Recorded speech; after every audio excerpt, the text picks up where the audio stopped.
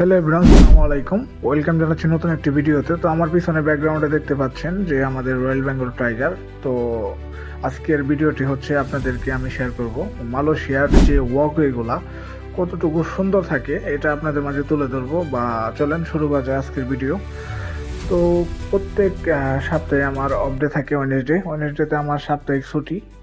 তো আমার ছুটির দিনে আমি চেষ্টা করি যে আমার বাসার আশেপাশের যে লোকাল আবাসিক এরিয়াগুলা এটার সৌন্দর্যটা আপনাদের মাঝে শেয়ার করার জন্য। তো আজকেও যে কাজ সেই কথা বেরোই পড়লাম। তো দেখেন আজকে আপনাদের সাথে যে ভিডিওটা শেয়ার করতেছি এটা একটা ওয়াকওয়ে। মানে দেখেন পুরনো টিভি এটাকে তারা এভাবে সুন্দরভাবে ডিসপ্লে করে রাখছে এই সৌন্দর্য বৃদ্ধি করার জন্য। মানে একটা ফেলে দেওয়া জিনিসকে তারা কাজে লাগায় মানে এটা সৌন্দর্য বৃদ্ধি করে ফেলছে। এখানে দেখেন চারপাশের যে ওয়ালগুলা এখানে কতটুকু এরা সুন্দরভাবে পেন্টিং করে এরা ফুটিয়ে তুলছে। তো আমার সামনে দেখতে পাচ্ছেন হাতের ডান পাশে একটি 7-Eleven, এটা মূলত অনেকেই চিনে থাকবেন। এটা মালয়েশিয়ার লোকাল। এখানে আপনার গ্লোসারি যে কোনো আইটেম পাওয়া যায়, জুস ঠান্ডা থেকে শুরু করে এভরিথিং।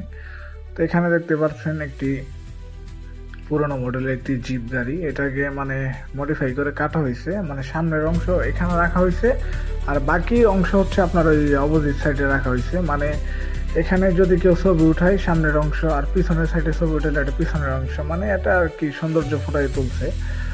তো চলেন সামনের দিকে যাই, আস্তে ধীরে আপনাদেরকে দেখাই। মানে এখানে দেখেন এই যে চারপাশে ওয়ালগুলা মানে কত সুন্দর পেন্টিং করে রাখছে। আর এটা মেবি অনেক পুরনো মডেলের একটা গাড়ি। মানে আর এখানে আপনারা অনেকগুলা ফুডকার্ট বা আপনারা ক্যাফে টাইপের কিছু পেয়ে যাবেন। এখানে আপনার এগুলা ওপেন হয় সন্ধ্যার পর আর কি। তো এটাই আপনাদেরকে শেয়ার করতেছি, ভালো লাগলে ভিডিওটি শেয়ার করবেন। তো চলেন সামনে যাই, আরো কিছু সুন্দর জায়গা আছে আপনাদেরকে দেখাই। এটা আপনারা খেয়াল করেন একটু ভালোভাবে, এটা কিন্তু একটা টেলিফোন।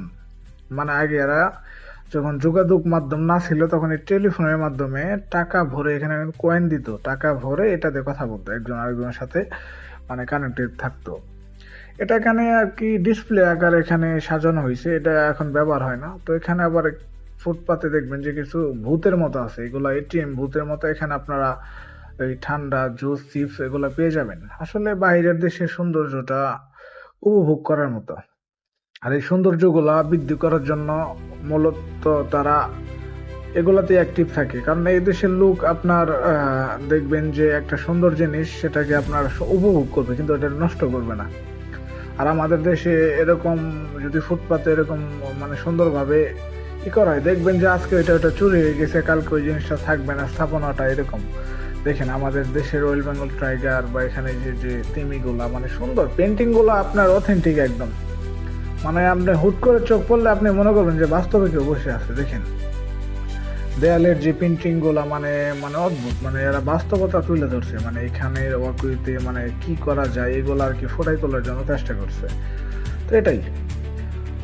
তবে এগুলা দেখে একটু কষ্ট লাগে যে না, নিজের দেশে যদি হইতো। আসলে সম্ভব, কেন হবে না? কারণ আমরা যদি নিজেরা সচেতন থাকি, আমাদের নিজেদের দায়িত্ববোধ এবং মূল্যবোধ থেকে যদি আমরা একটু অ্যাক্টিভ থাকি তাহলেই করা সম্ভব। কারণ আমাদের বাংলাদেশে বা ঢাকাতে ফুটপাতে অনেক এরকম জায়গা আছে, এগুলো আসলে সিন্ডিকেট করে অনেকে বিজনেস করতেছে, অনেকে নোংরা করে রাখছে। এগুলো আসলে দেখার মতো কেউ নেই, আগেও ছিল না এখন।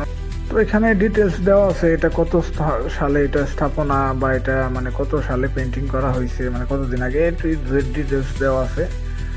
তো এটাই আসলে বাইরের দেশের সৌন্দর্যগুলো আসলে উপভোগ করার মতো। এর জন্য তারা নিজেরাই অনেকটাই স্যাটিসফাই।